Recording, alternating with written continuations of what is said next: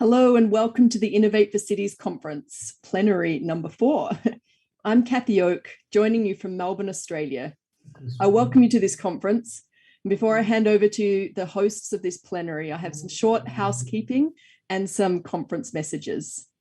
First off, if you're looking for interpretation for this plenary and you can't see the language buttons on the side of your video view frame, please head to the menus at the top of the conference lobby and hit the plenary button. That will take you to the main plenary stage, and you should see many different languages that you can listen to this session in. So please, please make your way into the main plenary stage for this presentation. I don't think I have any further technical or housekeeping notes. I do want to acknowledge, though, that we have one of our two fabulous conference illustrators. We have Lulu joining us today, and she will be capturing the plenary conversation in on one page with great illustrations, and Lulu will be certainly seeing snippets as you go through capturing today's conversation. So I'll check back in at the end of the session as well. So thank you for joining us, Lulu, and your colleague Desiree, who's been joining the other plenaries. Okay, without further ado, I would now like to welcome to the stage the two moderators for this fourth plenary session, Jorn Verbeek, who's the Head of Research and Innovation at the Global Covenant of Mayors for Climate and Energy, sorry, I should know that, and Stephen Bland from the UN Habitat. So please, the floor is yours, both of you. Thanks indeed, Lulu, for joining us. Lulu, together with the whole team, I think has been also contributing to that conversation by bringing in all the visual drawings, and happy to follow her along the session. And I think before handing over the floor to Stephen, just to say any question that is linked to this topic, but that just taps into this broader climate change in science and cities challenge, I think warmly welcomed. We see these sessions really as a starting point to open up to what we often call systemic challenge, and to see what are these moving parts that are really intricately linked to better understand what is the challenge on the table and how to go about it.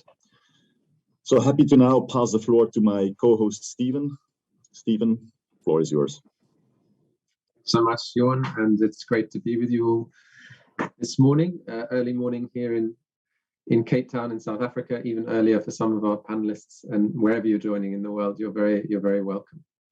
Jorn and I are your hosts for today's session. We're certainly not your experts. Your experts are on our brilliant panel, and our keynote speaker will be, however, guiding you through the conversation and prompting our panelists with some probing questions, which we hope they'll enjoy tackling.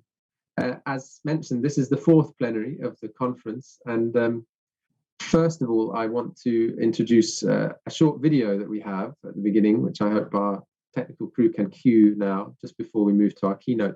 Unfortunately, our city speaker, the administrator of Karachi in Pakistan, was unable to join us in the session. He sent us a short note just to acknowledge the conference and to give us a short message for this plenary, and if possible, I'd like that to be played now, please.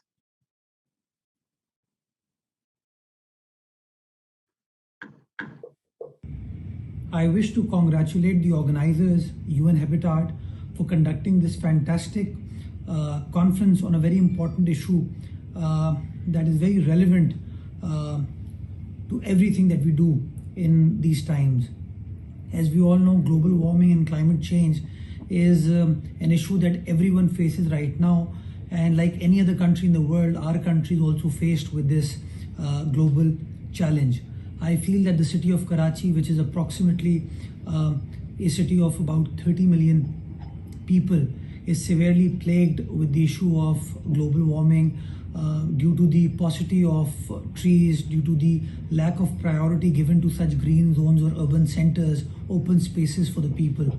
I feel if we are to combat the challenge of heat wave, global warming, a priority needs to be given to tree plantation, priority needs to be given to climate change, to addressing issues of climate change and mitigating the effects of global warming. And I feel there is no better solution than massive tree plantation. I feel that all over the country, particularly in the province of Sindh, very aggressive tree plantation campaigns have been conducted, and Karachi is no different. I feel over the last few months there is a growing tendency amongst the citizens of Karachi who realize the importance of tree plantation, and that is why we see these urban forests being established in different portions of the city. I feel that conferences such as these would enable us, would help us create the right level of awareness with regards to combating the effects of global warming and climate change by way of tree plantation. So I wish to congratulate the organizers on creating awareness with regards to this important issue and making people think about the right priorities. Thank you very much.